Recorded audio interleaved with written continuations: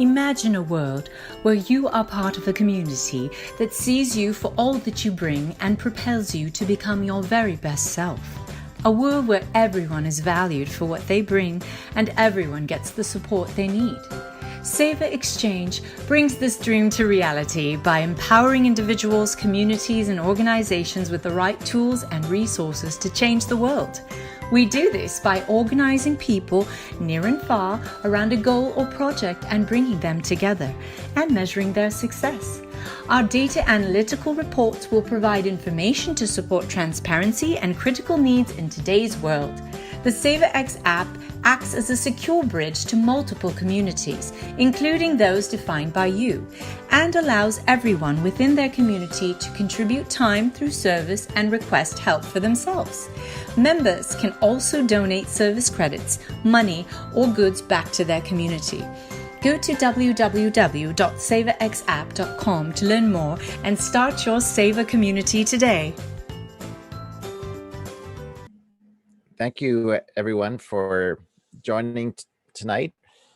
This is the Global Happiness Summit, and this event is brought to you by Savor Exchange, and their motto is "Give what you love and get what you need to get things done."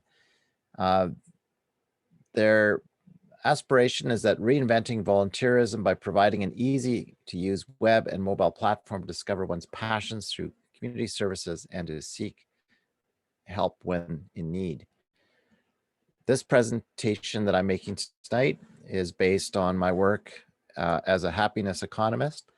I'm the author of The Economics of Happiness, and I live in Edmonton, Canada. And so welcome to this webinar. Tonight, here's 8 p.m. in Edmonton, and wherever you're joining me and us from around the world, welcome to this webinar.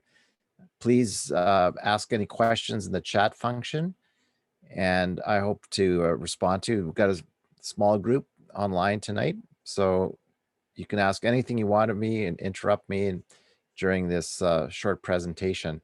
Probably go for about 20 minutes and then open it up for conversation, discussions, specific interests you have. So my background is as an economist, and I was inspired to look into this whole question of how are we measuring progress differently than we might have in the past.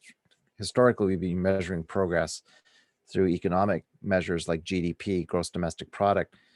But Robert Kennedy once said that, we need to begin to measure the things that make life worthwhile. So I'm going to walk you through some of my work in this field. The title of the presentation is called The True Meaning of Happiness, and I want to get into the actually language in economics and the language of happiness to really discover what does happiness actually mean. That's a big word. It's used a lot. It's certainly become a very popular subject in the last few years. So what do we mean by happiness, and how are we going to measure happiness as part of an economic paradigm shift?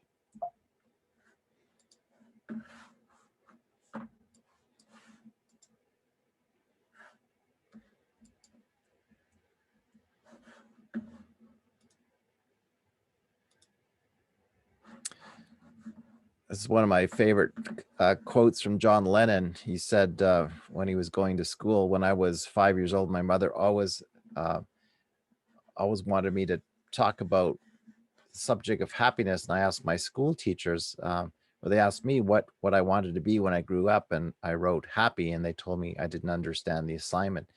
I think that's a pretty funny kind of comment from John Lennon. In 2007, I published the book, The Economics of Happiness, and it seemed to be a little bit ahead of its time. Happiness then became a very popular subject in the publishing realm. And that book was inspired by my students in the business schools in Alberta, here at Edmonton, as well as the Bainbridge Graduate Institute, which is the first MBA program in sustainability in the Seattle area. And my students encouraged me to write down what I taught them about subject of particular interest to me, which is this notion of progress and the idea that wealth was actually, as I'll discuss later, an Old English word from the 13th century, means the conditions of well-being.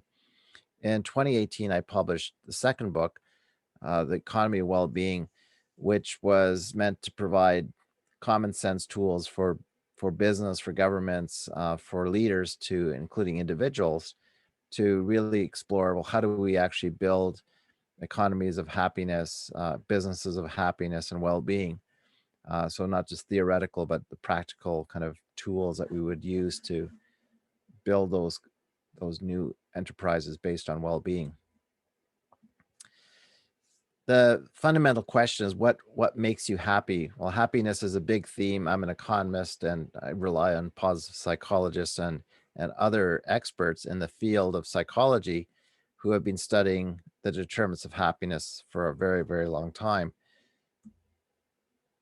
Now, Aristotle, the Greek philosopher, he defined happiness in the Greek oidaimonia, which literally means well-being of the spirit or well-being of your soul.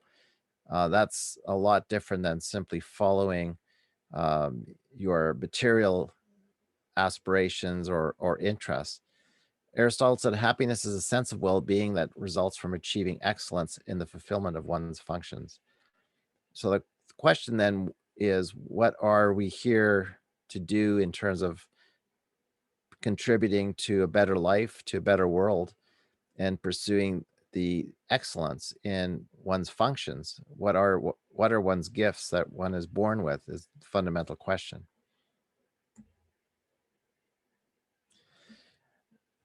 So in my inquiry into the language of happiness and economics, I learned that the words that I was taught at university, words like wealth, actually, as I said, means literally the conditions of well-being. If that's true, then what we consider to be the pursuit of wealth as material well-being clearly is not comprehensive enough in the notion of what are the holistic attributes of well-being. Now, the word health actually is a close cousin of the word wealth, and health means holistic. So it means holistic well-being or conditions of holistic being. So the words health and wealth are actually closely aligned. And this is really important to thinking about how do we measure these conditions of well-being that we experience in our communities, in our businesses, in our organizations.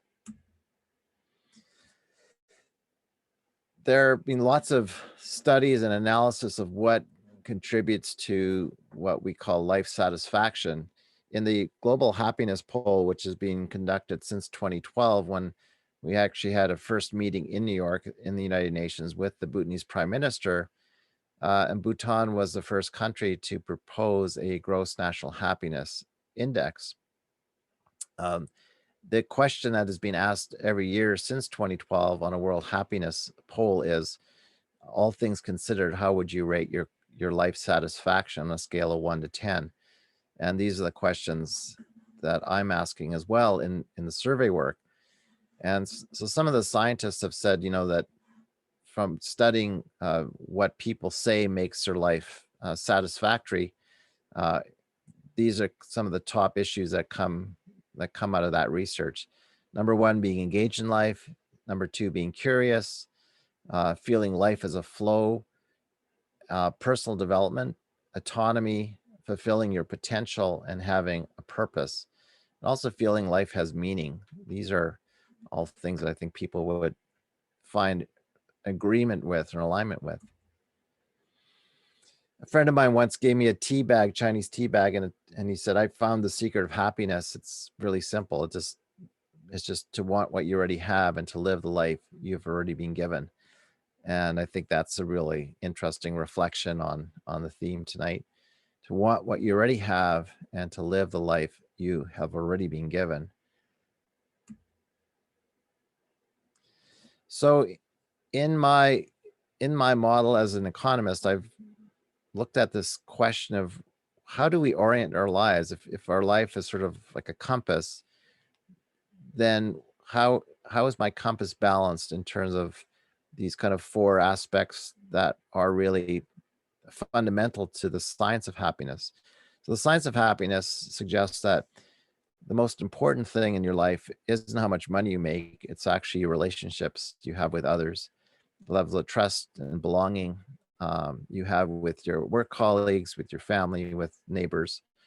Uh, so wealth and money and educational attainment actually contribute relatively less than relationships do. Of course, your health is important, and if we're going to reorient our lives and our businesses to the North Star of well-being, how would we do that? How would we change the way we measure performance within our organizations and within our own lives? In 1989, Madam Brundtland and the Brundtland Commission, they developed a framework for looking at the different kind of assets that a person needs to have a sustainable life, a sustainable livelihood. And this diagram shows some of those core assets that people develop over life, which constitutes a good life. So that includes, employment and spirituality, being involved in the community, having enough income, maybe not too much income, but certainly enough income to meet your needs, affordable housing, things like hope, emotional well-being. So these are really important sort of building blocks of a sustainable livelihood of an individual, and certainly of communities. I like this diagram because the happiness curve in life actually looks like a smiley face. You're happiest when you're young, when you're uh, before puberty. You're as happy as you'll be until you're in your 70s. And happiness from the science shows that there's actually this trend where you kind of bottom out around 45 years of age in terms of self-rated happiness, and then you uh, things improve. Now, one has to wonder, why is that generally the case for almost in any culture, that this is kind of the path you take to the fact that when you're in your 70s, you're looking across the valley of your happiness valley and seeing that 8-year-old that you were in childhood, only to kind of wonder, well, what took me so long to get back to what I was back in my younger years? A lot of people ask me, so does more money buy more happiness? Well, this graph for the United States showing self-rated happiness back to 1950. So after World War II, the number of Americans who rated themselves very happy was higher than it's been ever since. And so you can see, even those income levels have increased in the United States, we see a declining trend in the number of very happy people. And that continues today. So the question is, if more money isn't buying more happiness, then what, in fact, are we pursuing? As Jefferson and others wrote in the Declaration of Independence, life, liberty, and the pursuit of happiness was the motto. But it seems like this pursuit of happiness is being kind of waning.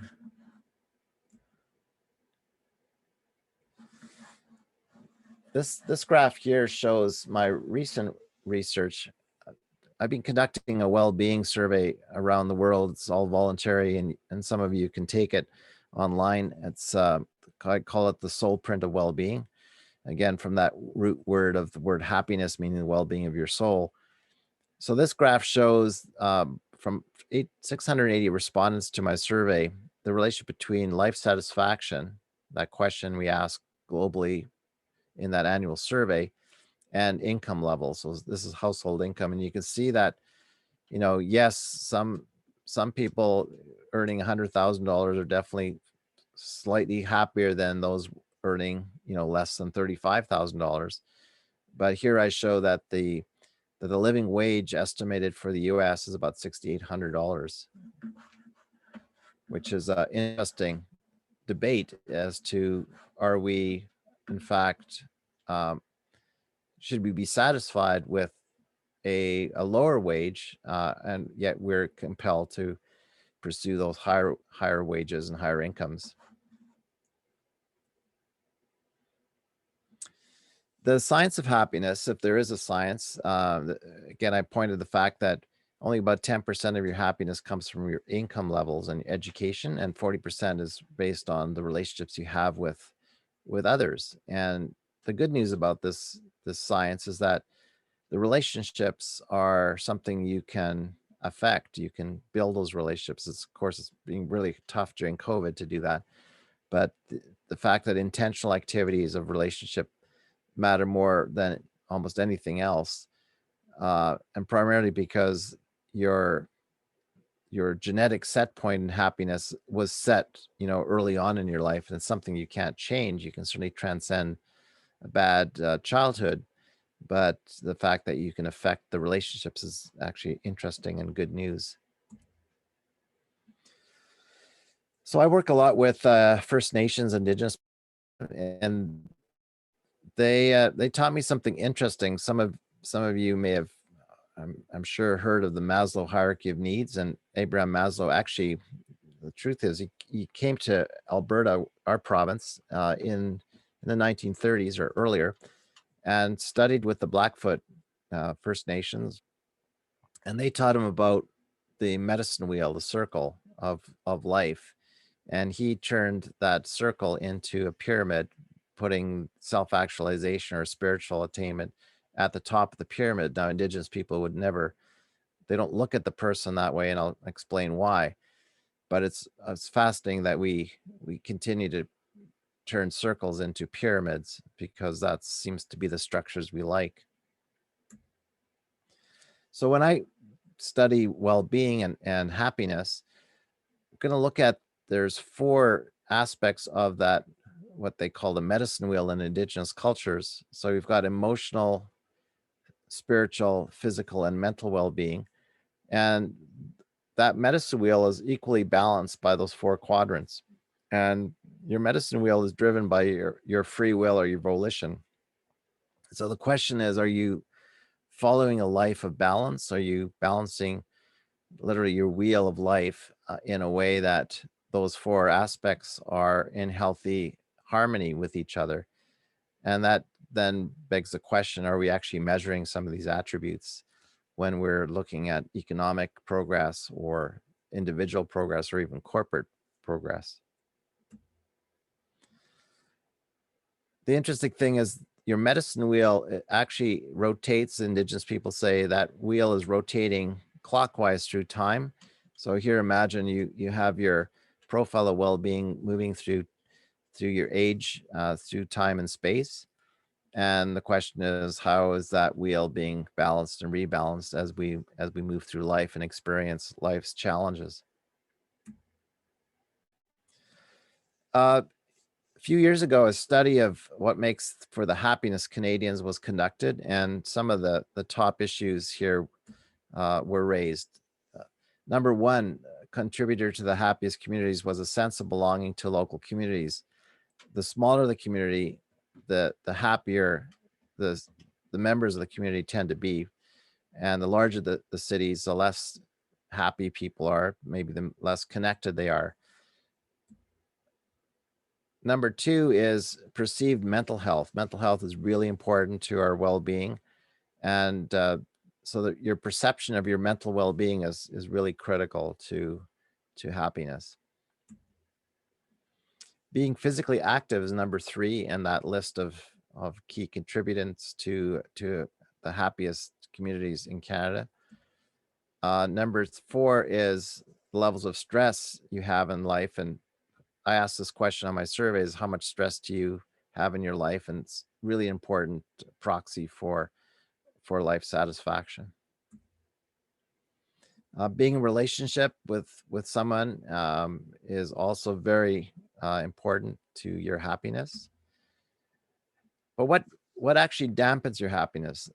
Well, we know from the studies that being unemployed or even underemployed dampens your levels of happiness when you lose a spouse or a loved one.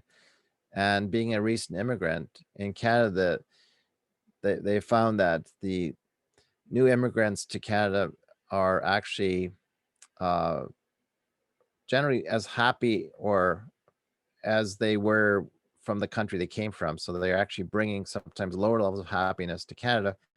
But within a few years, those immigrant populations tend to rise to the levels of average Canadian happiness or life satisfaction, which is interesting.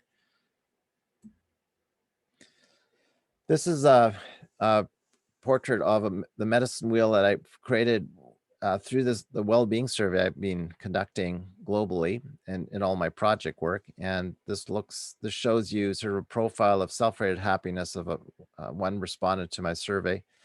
And it shows you how this person is feeling about levels of anxiety, feeling at peace with themselves, have enough energy for life, even feeling a sense of peace in their soul, their spiritual well-being, feeling loved, relationship with the family. And you can it's interesting, you can clearly see there's imbalances in parts of that person's well-being. And these are just perceptual questions of well-being. There's no right or wrong answer. It's like, how do I feel at this moment about these aspects of my well-being? Again, using that medicine wheel framework.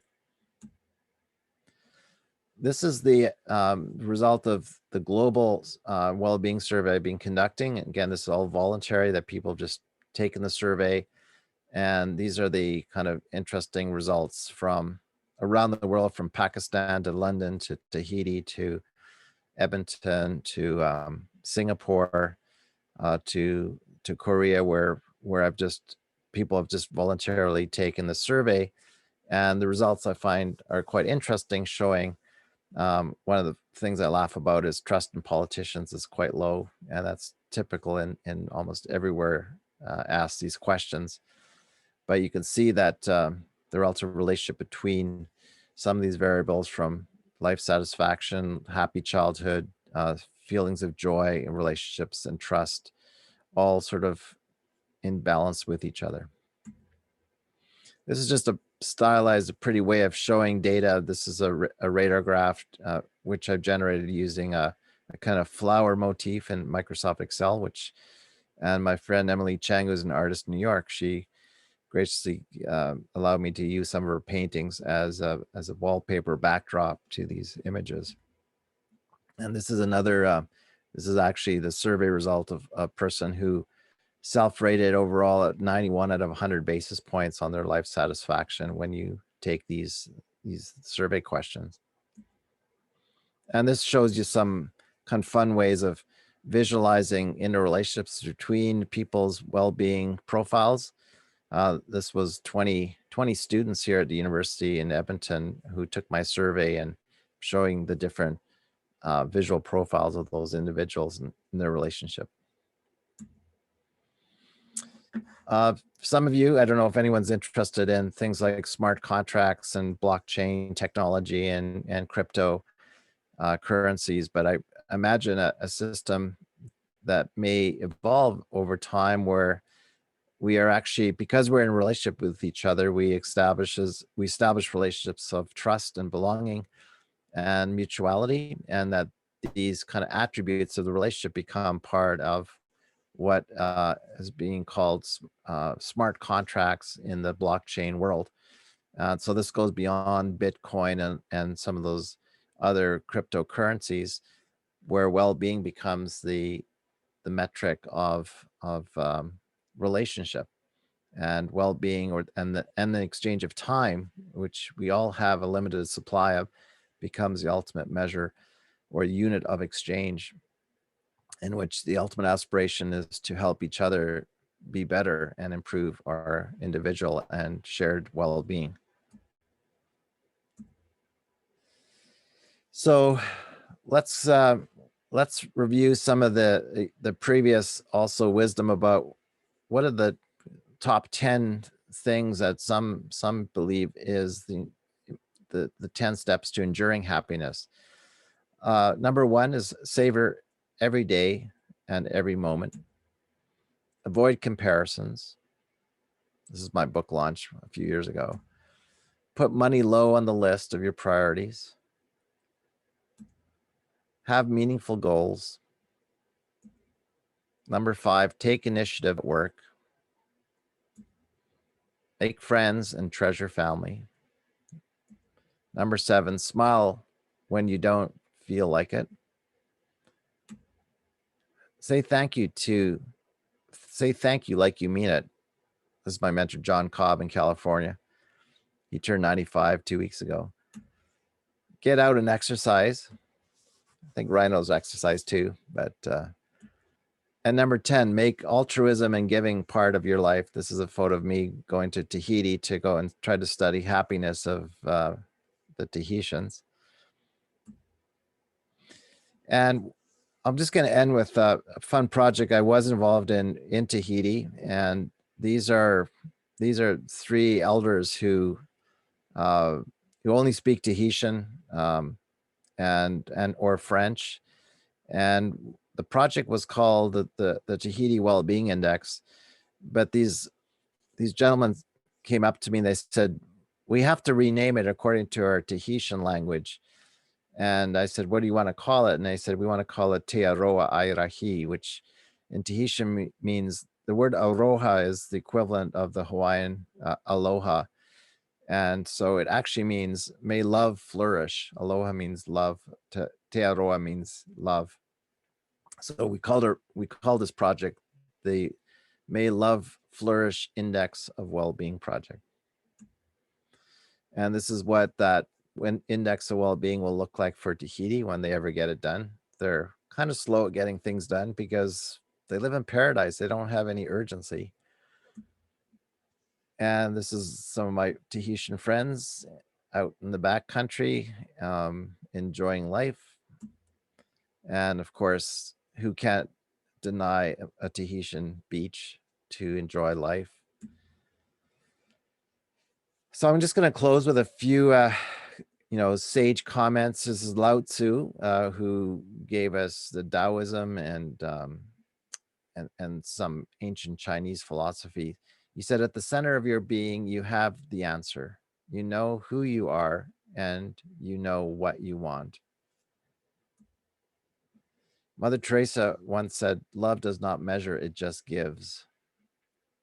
And joy, I believe, and love will, excuse the pun, trump happiness. And I'll give the last word to the economist, John Maynard Keynes, who kind of helped us, designed actually the gross domestic product and the way we measure progress since World War II. Apparently he said on his deathbed, if I had to do it all over again, I would have drunk more champagne. So there you have it, the true meaning of happiness. And I'd be happy to entertain questions. Anyone has some comments in the chat group.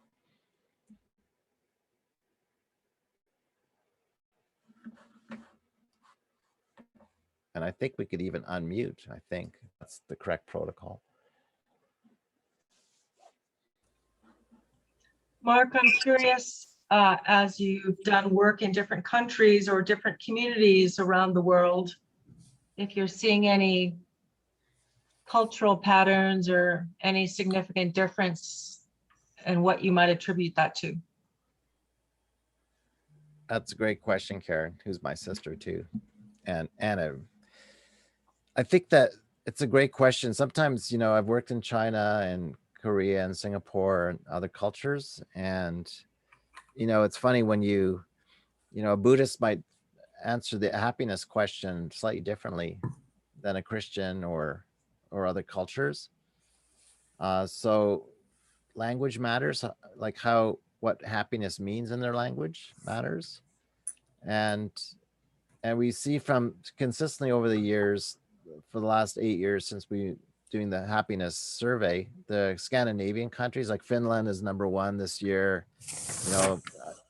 Switzerland's #2, Canada ranks always in the top 10. So you have to ask yourself, why are the Danes and Finns and Norwegians always the happiest? Which is an interesting question. You can go into their culture, the way of, they're very egalitarian. They're also very homogeneous. Canada's very diverse. So it's, as I said earlier, it's harder for Canada to be in the top 3 because just the diversity of our population and cultures. So you do have, but the differences in the top 20 countries isn't really statistically that significant. I mean, they trade places slightly. And so that's that is fascinating, but clearly, there's some very important, where income inequality is lower, the happiness tends to be higher. So you have to pay attention to income and wealth disparity. So in the US, you have lower levels of life satisfaction, you have higher levels of income inequality. So those are some of the things we're seeing in the data. Hi, thank you so much for what I saw of your presentation. And how can other agencies work with you on getting more people? Are you still taking in people to do the survey? Actually, thanks, Helen, for that. It seems like well-being has actually struck a chord during COVID. And so the survey, I launched it sort of as a test, and next week actually we're running the largest well-being survey of Ireland on one of the largest digital media platforms. So that'll be April 5th, using the survey tool, which is, we're not calling it Soul Print, it might scare some Irish off, but we'll just call it the well-being survey. And but the data is going to be amazing. And I work a lot with First Nations here in Canada, and we've used the well-being survey in 2 nations that I work with. We're going to probably apply it to some interesting initiatives looking at child and family social services, because I'm really interested in, well, how do you attribute a change like the attribution of policy or programs to well-being? Can you actually assess the well-being impact, the well-being ROI of things that you're doing, for example, and make the case that there is a well-being impact attributional analysis that's possible here, so that well-being becomes the new bottom line, the ultimate bottom line of why we govern, why we have programs, why we have governments, why we have education, why we have, all the other programs that, whether it's in healthcare, and of course it's not, when we're starting out, we've had 500 years of accounting tradition, and we never measured well-being. I have an accounting background, but it's time, and it's possible, and it's not just fluffy feel good, and it's not just simple happiness. It's much deeper. It's richer than just happiness. So thanks, Helen.